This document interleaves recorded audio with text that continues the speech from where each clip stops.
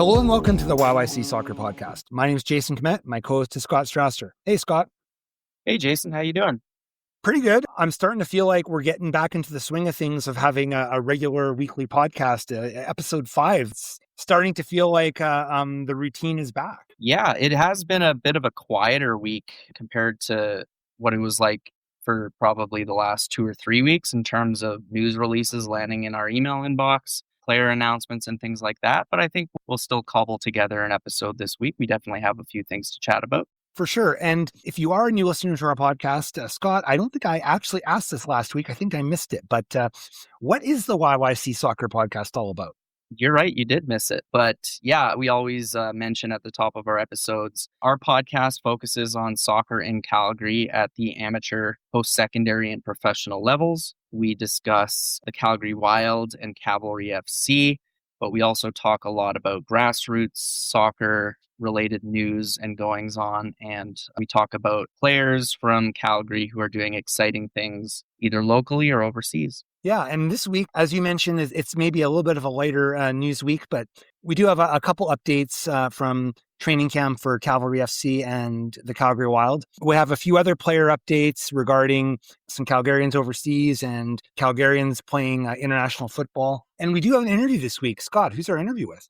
Yeah, our interview this week was with Nate Edwards, who is one of Cavalry FC's new signings for the 2026 season. He most recently has been in MLS Next Pro, played with Toronto FC 2, played his university football down in the US in the NCAA, and he's from Brampton, which, Jason, as we talked with him about, is actually quite the hotbed of Canadian soccer talent, particularly on the men's side. Definitely, yeah. That was interesting talking about some of those pickup games.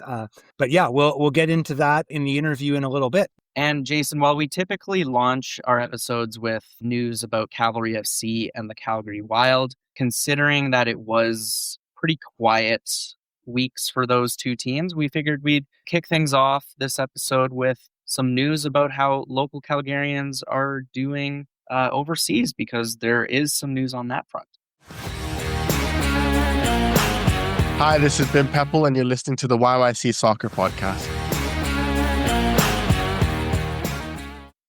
So, Scott, I know that right before we hit the record button, we were having a bit of a conversation here about a Calgarian. We've talked about him the last little bit. He's really on fire right now in the UK, Bim Pepple. Yeah, former Cavalry striker Bim Pepple is in the form of his life with Plymouth Argyle in England's League One, which is their third division.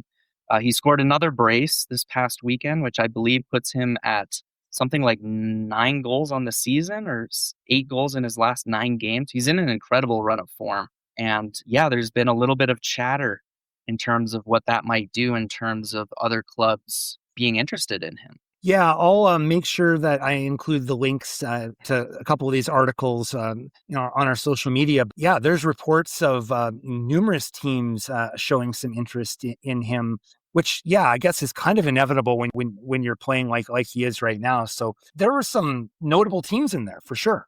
Yeah, I mean, the article you sent to me cited both him and one of his teammates, who's actually scored even more goals for Plymouth Argyle this season. His name is Laurent Tolage, and he and Pepple have just been scoring goals for fun this season. Tolage has 18 and Pepple has, I guess, 11, because combined they have 29. And that has attracted scouts from several English clubs, but also Scottish football giants, Glasgow Celtic, who may want to pick one or both of them up in the summer.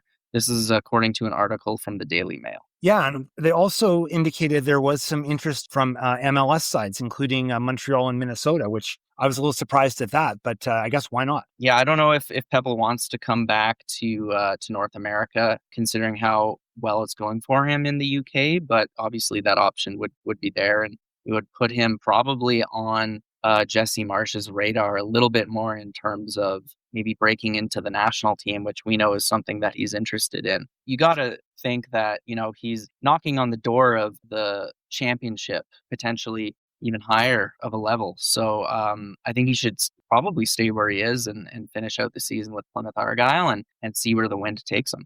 Yeah, and in this Daily Mail article, it does actually allude to some national team stuff. It says that the Canadian national team is aware of him and are considering calling him up to play in a couple of upcoming friendlies prior to the World Cup. So I know we talked about it a week or two ago, and we said that that seems like it would be a bit of a stretch, considering the strikers they already have. But it seems like he really is knocking on the door and is on the he is being considered and maybe on the edge of being selected right now. Yeah, I mean, as I said last week, like 12 years ago, you'd think he would be a shoo-in to get a call-up with how he's been playing in a league like League One. But of course, we're in a golden age for the Canadian men's national team, and our top striker is playing in Serie A with Juventus, one of the biggest clubs in Europe. So it's a tough team to break into, but happy to see this. We interviewed Pepple not that long ago, and he seems to have a really good head on his shoulders and is taking it day by day. He's had some lows, but he's definitely contrasting those lows with some really significant highs, right? Like right now he's in the form of his life, and it's great to see. If he was to be transferred to another team, I'd be curious to see, would Cavalry FC had a sell-on clause. And apparently they did get a check from Pebble's transfer from Luton to Plymouth Argyle. So would it be possible that if he makes a bigger move and there's a bigger transfer fee, that some of that could filter back down to the Cavs? That could be really interesting. Yeah, I mean, it's usually sell-on clauses are usually a pretty small percentage, but depends on the contract. And if it is a big transfer, then even a small percentage could be a significant little pay bump for the Cavs. Well, in this Daily Mail article, it said that when Plymouth made the transfer, they paid £250,000. So you would think if he gets transferred again, it would be a lot more than that, like a lot more. Yeah. The article suggests that could potentially go up to 600,000. So if you think about like a 5% sell-on clause, what would that amount to? 30 grand for Cavalry? I mean, it's not nothing. And then the next one would, if they would get something from the next one would probably be a 7-figure fee, I would think. Yeah, potentially. Hi, everyone. This is Nate Edwards. You're listening to the YYC Soccer Podcast.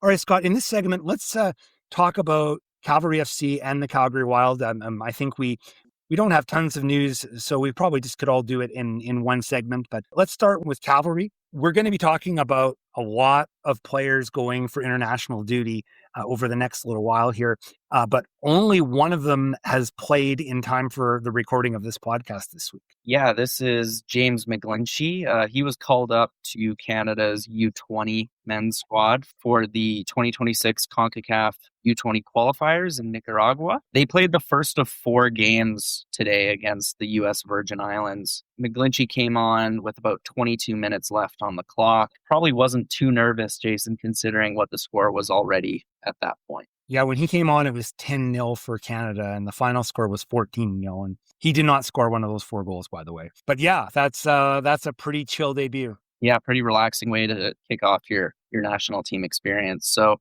hopefully he'll get some more minutes in some of these upcoming games. The next one is just a few days away on Saturday. Canada will take on Martinique. And then a few days after that, they play Aruba. And then probably the toughest game of this trip will be against Nicaragua, considering they are the home team. And that will be on March 4th. As far as other things going on with Cavalry FC, we weren't able to get any kind of official verification of this, but we've known that the team is going to be taking a road trip of some sort, I think someplace warmer than where we are right now. What we were able to find out is it'll all be announced officially next week. So I don't know, Mexico, maybe, I'm guessing something like that. Or I think they've been to Mexico in previous years. Yeah, but I think right now, I don't know if Mexico's the place to go politically. Fair enough, yeah.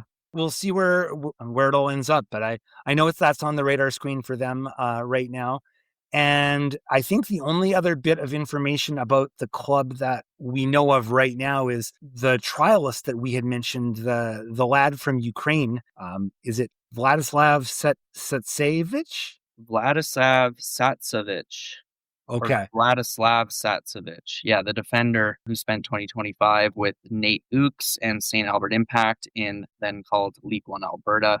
The Ukrainian, who we believe was an evacuee, was a refugee who came to Canada during the war, the onset of the war with Russia. He is still involved with Cavalry FC as a trialist.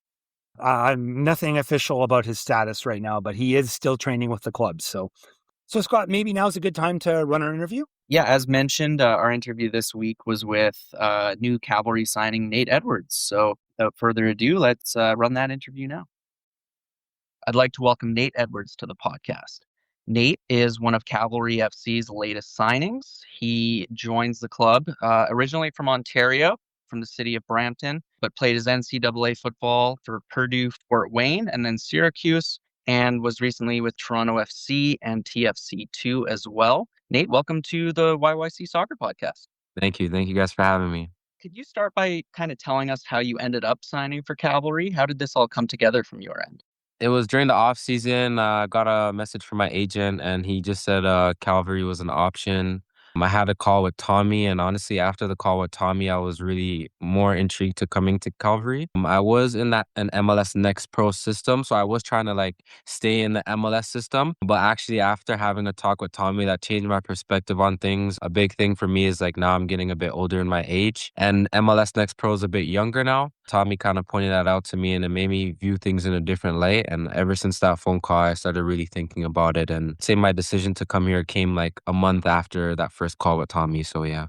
Nice. And how familiar were you with the CPL beforehand? I mean, obviously being in Toronto, I'm sure you were familiar with York and then Inter Toronto, they're now known, and the other clubs like Forge. But like you said, you've been in the MLS and MLS Next Pro system for the last while. And I've been decently familiarized with it. I wouldn't watch every weekend or anything like that, but I had a lot of friends playing. Last year, someone on my team, Julian Altabilly, played in the CPL for the first time, so I was kind of following him. And then my previous coach, when I was at Vaughan League One, Patrice Geyser, he was at Halifax, so I'd always keep up with Halifax and keep up with him and stuff like that. And yeah, that's pretty much it at the time. I would watch it and see some highlights here and there, but I wouldn't say I was watching every weekend and watching the results and all stuff like that. Did you talk with any of the Cavalry players, or did you know any of them in advance? I know that Sergio Camargo is a former Syracuse alum, but you guys would not have gone to school at the same time, that's for sure. Nah.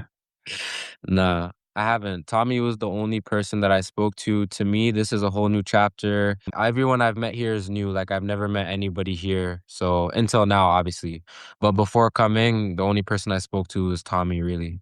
I wanted to ask you about kind of the behind the scenes stuff when it comes to living situations. Do you kind of live with teammates? Do you guys room together? Do you get just feel free to share as much or as little as you want, but what part of the living in and how does that all kind of work? Do you go to training? Do you get picked up to go to training? So for me, I live by myself. It just depends on the player. I feel some players it's easier for them to live with somebody else and carpool and stuff like that. But I do have my own car, so for me, I live by myself and I drive to and from training, which is nice. It makes me feel like I'm at home pretty much because when I was back in Toronto, that's what I was doing. I always had access to a car, so I was doing that every morning and afternoon after training. So for me, it's really important to kind of have that independence. And then also I love living on my own because it's a bit more refreshing and stuff like that. To have something outside of soccer, to myself and stuff like that. So it's really important for me to get away from soccer sometimes too. So yeah. You're from the GTA, but more specifically, you're from Brampton, and Yes, sir. there's a lot of famous soccer players from Yeah. Brampton. I can go through the list, but I think how does it feel to be part of that from a hotbed of Canadian soccer talent? And I mean, do you know any of these guys? I don't know how closely, besides being from the same hometown, you would ever be in contact with each other or anything like that? Yeah, definitely. I know it's crazy because I went to St. Edmund Campion in Brampton, which is a pipeline of footballers. A lot of footballers went to that school. Jonathan Osorio, Tejan Buchanan. Who else went there? I think Kyle Laren went there, but this is before my time.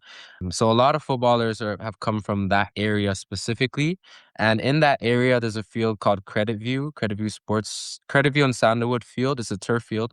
And all the time during like the summer or whatever, there's always like pickup games going on there. So you would just go there, or I would just go there and see like Jonathan Osorio, or like some days, like, cause I went to school with Jason Russell Rowe as well. So me and Jason will go there sometimes together. I'll see him there sometimes. So like, you just never know who you're gonna run into at that field. So that field definitely played a huge part in my development, because I would go there a lot and I'd be playing with like high quality players. So yeah, it's definitely amazing to be from there, because it's like football is a lot over there for sure. Is there anything different from Brampton that makes it such a hotbed and that you can shed light on? Um, no, I'm not sure, because I know like in like different areas of the GTA, like Scarborough too is a lot of place, is a place where a lot of other like great footballers have come from. But I don't know if there's anything specific with Brampton. But yeah, like my friends would always say like it's something in the water over there. It just produces like a lot of talent and a lot of upcoming players, and yeah, I would agree. So. Do you have a preferred position? Like you played a fair bit of right back previously, but just talk about where you like to line up on the field and where you're expecting to line up on the field. Yeah, so for me, position has been something that's always changed throughout my years. I started off as a striker, then went as a winger, then went as a fullback, then went to wing back, then went back to winger. So like I've been pretty experienced with all different types of positions. Me personally, I would say my best position is either like a wing back on the left, preferably, or like a left mid or right mid, or right wing back. So like a wing back or outside midfielder. I would say left mid or right mid are my best positions. Basically, if I play on the left, I just dribble more. I can cut in and shoot. I feel more comfortable. But then on the right, I just play like a different style of game. I kind of use my teammates to connect and combine, just so I'm not too predictable and just going down the line every time. So it's just a different style. I can play both sides. But if you ask me my favorite position, I would definitely say like left mid or left wing back. How it's gone first few days and weeks in Calgary. Preseason is underway. What are your first impressions so far of training with Calgary and your new teammates? Man, I'll tell you right now, it's honestly been tough. Like, it's been challenging. The fitness levels here is different. Obviously, like, or not, it's not obvious to you guys, but for me, I'm a fit player. So, like, I suit the style. So, like, when it comes to like pressing and repressing, these are things that I naturally love to do, and I just do them naturally, and it suits what Calvary's like looking to do this season a lot. So it's been a great fit, I would say, most definitely. In this formation, I can play as a left winger, but I could also play at like that fullback that joins and becomes on the final line. So I could do both of those. But I would say the training has been very tough. Every day there's gym. That's something that I'm not used to. I'm used to just training every day and then gym maybe once or twice, and it's pretty light gym. But over here it's pretty intense. Like I'm leaving training every day feeling pretty tired. So I would say it's challenging, but it's definitely good. Are there any specific areas of your game right now that you're focusing on working on in training camp? Yeah, definitely. I'm working more so on final end product, because in my previous teams, more so at TSC2, I played more so as a wing back, or like we'd have one winger, and then when we lose the ball, I become someone in the back five, and then I get on the final line when we have the ball. So I haven't been able to be in the final third as much as I may be required to be here. So I'm just really working more so on the final touch, the final finish, being in those areas more frequently. And yeah, that's pretty much the main thing. And I did a lot of work in the off season with a personal trainer, just working on finishing and working on areas in and around the box, more say, less than like the defending side. So yeah, just like final third actions. Building off that answer, Nate, I was wondering if you've kind of started to create expectations for yourself in terms of what you hope to achieve this year, or how you hope to contribute to the team. Do you have any goals in mind, or are you kind of taking it day? Yeah, I definitely have goals. I'd say I want to win. I came here to win. It's a team that always wins normally, or in finals, or being talked about to win. So definitely winning is on my mind. But in an individual standpoint, like I want to make a name for myself. I was playing a lot of MLS Next Pro in the last 2 years pretty much. And that's kind of like a development league more say. So like your performances can kind of go unnoticed. Like your staff is always at the games, but there's no fans, or, you might play well, but people might not even notice if you don't score or something like that. So I really want to get my name out there. I want to perform well. I was telling the staff, like, I'm a problem player. So that means that, like, I love to create problems for the opposition, whether it's winning a penalty, scoring, assisting, dribbling past guys. Like, these are things that I just love doing. So I just want to be a problem in the attack. And obviously I work really hard, so I'll defend as well. But I do want to just focus more on, like I said, the final action. So scoring more goals and getting more output that I have gotten in the previous seasons of my career, from Toronto to even college. Like, I'm looking to really at least double my numbers in goals and assists for sure. What are your goals and aspirations for your career in general? Like, you're still a young player, that you've got lots of years left to play. So what are your thoughts? Yeah, definitely. I would say I want to aim to become into the Canadian national team. I know with the World Cup coming up and with the where I am in my career right now, I don't think it's possible for me to make that roster at the moment. But I do believe that for the next World Cup, like, I'll be there. I'm gonna do everything that I can to be involved, to really get my name out as much as possible. So yeah, that's definitely like my main goal, and definitely to establish myself here. I want to be like a well-known player in the league first. And if an opportunity comes to go back to the MLS or maybe overseas to Europe when the time is right, then I'll definitely do that as well. But I definitely want to make sure that I earn my respect here first before I can start really thinking too far ahead. Are there any particular opponents or games that you've got circled on your calendar for this season? Like games that you're really excited to play against? I'll say Halifax is one. I see they get a lot of fans, and I heard a lot of things about them from one of my teammates at Toronto, Adam Perlman. He was there on loan last year, and we would talk all the time. Obviously, from Patrice as well, I heard a lot of things about Halifax. So looking forward to going to play Halifax. Another game I'm looking forward to is going back to Toronto, playing at North York, which is the same field I used to play at with the second team for Toronto. I'll definitely have a lot of family at that game. So I'll definitely have in and around 50 people like for that game. So like, yeah, going home for that game is going to be huge. But most importantly, I'm looking forward to playing at home. Like, I've seen a lot of videos and the guys here have talked to me about how it is, and especially in the summer at Spruce. Like, I'm really looking forward to like playing in front of the whole home fans and everything like that. So yeah, I would say the home opener one is my number one. And then I would say the summer games at Inter Toronto back home is two. And then I would say Halifax is third. Is there anything that you want to add? Anything, any shout outs, anything you want to say to the fans, say to anyone else before we wrap it up?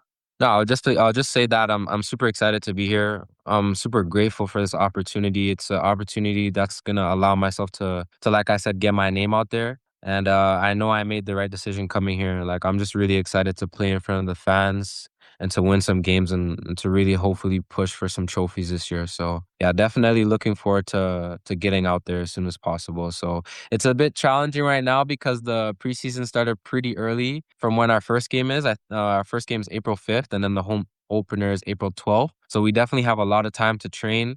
So it's kind of hard to just like, I'm anxious to like play. So it's kind of hard for me to just like wait like in that season. But when it's time to play, I'll definitely be ready, and I'm going to give my all for sure. Right on. Well, we're rooting for you, Nate, and thanks again for coming on our podcast and telling us about your career thus far. And best of luck with the coming weeks and months of training and games. Thank you so much. Thank you for having me, guys. So thanks again to Nate Edwards for doing the interview with us. One thing I want to go over with you regarding the interview is I thought it was really interesting about Nate Edwards' versatility, about how he likes to play on the left side, but he can play on the right side. He seems like he could potentially play a lot of different positions. Yeah, he talked about how he likes to be on the left because he can cut in and shoot with his right, but he also likes to play on the right. But when he is on the right, he has a different kind of playing style. He incorporates his central midfield teammates a little bit more. So yeah, that's definitely great to have as a wide player. It's something that I think Calgary used to do a little bit more, that they would swap which side of the pitch their wingers were on. I feel like they moved away from that in the last year or two, but I remember them doing that quite a bit in probably 2023, I want to say. He sounds like a very ambitious player and really is pretty eager to make his mark. So we'll be watching with interest going forward for sure. All right, I guess now we can chat about the Calgary Wild. As mentioned, a pretty quiet week on their front. A lot of their players are away from Calgary at the moment. The women's international window runs from February 24th until March 7th. Okay, Scott. Like you were saying, a lot of the players are playing, and we'll provide some updates next week about how it went. You know, we've got Callie Johnson playing for Australia. We've got Jackie Sawicki playing for Philippines. Michaela Moore with New Zealand, Michelle Romero with Venezuela, a bunch of players overseas right now. But after all the players are back from the international window, we did receive word that the Wild is going to be doing a road trip to the UK in the later part of March. So I don't have any more details than that, but they won't be going to warm and sunny climates, but they'll be heading back to Lydia Bedford's old stomping grounds. Yeah, when you told me this is where they're going, I thought it made perfect sense. And I'm sure she's very excited to be back on her home soil and coaching with her new club. This is Myla Schneider, and you're listening to the YYC Soccer Podcast. So we had a few more Calgary-related soccer stories to talk about here before we wrap things up. Maybe the first one I'll talk about is the announcement of the new head coach for Calgary Foothills in League One Alberta or Alberta Premier League, whatever you want to call it. Their men's team has a new head coach, and he's got quite the resume. Yeah, his name is Darrem Bowman. He's officially joined the Foothills family. He was recently with Manchester City for 9 years in their academy program and played a key role in developing a lot of players who have come through the Manchester City setup, including England internationals such as Phil Foden, Jadon Sancho, Cole Palmer, and Bundesliga champion with Bayer Leverkusen, Jeremy Frimpong, as well as Brahim Diaz. So quite the players to have coached. And he was also involved in football club in Hong Kong and helped them qualify for the AFC Champions League. Very impressive resume. So, and I know lots of times when we're talking about coaches, we're always kind of curious about, what kind of licenses they have. He has the UEFA A license. He is in the final stages of his getting his UEFA Pro license. And apparently he is a published author on Elite Academy coaching methodology. No, I don't know how many people applied for this job, but his resume probably stuck out immediately. I would think so. And Jason, right before we started recording tonight, you pointed out that the Schneider sisters from Calgary, Myla and Emma, they're going to play this international window for their national team, but it is not Canada. They've been called up by Trinidad and Tobago. Yeah, this wasn't on my radar screen at all. I wasn't aware that they had eligibility to play for Trinidad and Tobago, but they've been called up. They're playing for the senior side here. They're playing Honduras on March 4th. It's a qualifier for the CONCACAF W League. Cool story. It's really interesting right now how it seems like there are so many players that are embracing another national team. We've seen it quite a bit lately, and even when you think about Naima Angleton with Jamaica and Jorda James with St. Kitts and Nevis, Keelan and Tegan Stewart with Wales. There's been quite a few of these situations lately, and here's another one. Yeah, it's great to see. They both recently signed their first professional contracts with SC Rio Tinto in Portugal. So it looks like they're off to a great start to 2026, obviously launching their pro careers together and getting this international call-up. Yeah, and then the last thing we'll mention this episode, Jason, is former podcast guest Sean Lowther. He has a new position as the sporting director for the Alberta Soccer Association. Yeah, so he's leaving his post with Southwest United, and he's been heavily involved in that program for quite a while now. But yeah, congrats to him. Good for him. Thank you for listening to the YYC Soccer Podcast. You can have this episode downloaded to your device as soon as it becomes available by subscribing on Apple Podcasts, Spotify, or any other platforms. Check our website out at yycsoccer.com, where you can look through our episode archive and find other ways to listen, including our YouTube channel. We also have links to buy my book, Here Come the Cavalry, which is all about the history of professional soccer in Calgary. You can leave a question or comment for us in the Contact Us section of our website. You can also interact with us on social media through X, Instagram, or Blue Sky. Our username is @YYCSoccer403. Thanks for listening.